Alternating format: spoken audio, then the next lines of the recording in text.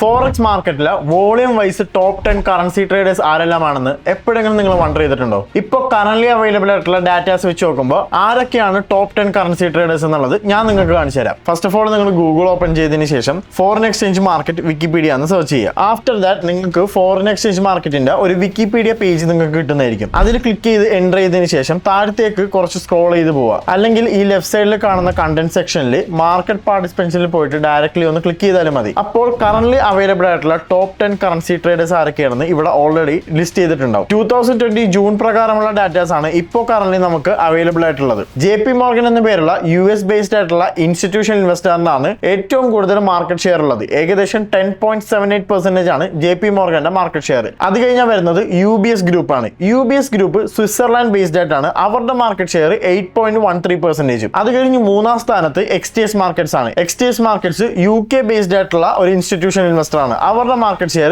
7.58% ആണ്. അങ്ങനെ മൊത്തം ഏകദേശം ടോപ്പ് 10 കറൻസി ട്രേഡേഴ്സ് ആരൊക്കെയാണെന്ന് ഇവിടെ ലിസ്റ്റ് ചെയ്തിട്ടുണ്ട്. ഈ ഒരു ലിസ്റ്റിൽ നിങ്ങളൊന്ന് ശ്രദ്ധിച്ചു നോക്കിയാൽ ഞാൻ മനസ്സിലാവും ഇതിൽ കോമൺ ആയിട്ട് വരുന്ന ഒരു ഫാക്ടർ എന്താണെന്നുള്ളത്. അതെ, അത് മറ്റൊന്നുമല്ല USA. സോ ഇതിൽ നിന്ന് നമ്മൾ മനസ്സിലാക്കേണ്ടത് ഫോറക്സ് മാർക്കറ്റിൽ മെജോറിറ്റി മാർക്കറ്റ് ഷെയർ ഉള്ളത് US ബേസ്ഡ് ആയിട്ടുള്ള ഇൻസ്റ്റിറ്റ്യൂഷണൽ ഇൻവെസ്റ്റേഴ്സിന് തന്നെയാണ്. അതുകൊണ്ട് തന്നെയാണ് US ഡോളർ ഫോറക്സ് മാർക്കറ്റിലെ ഡോമിനന്റ് കറൻസി ആയിട്ട് അറിയപ്പെടുന്നത്.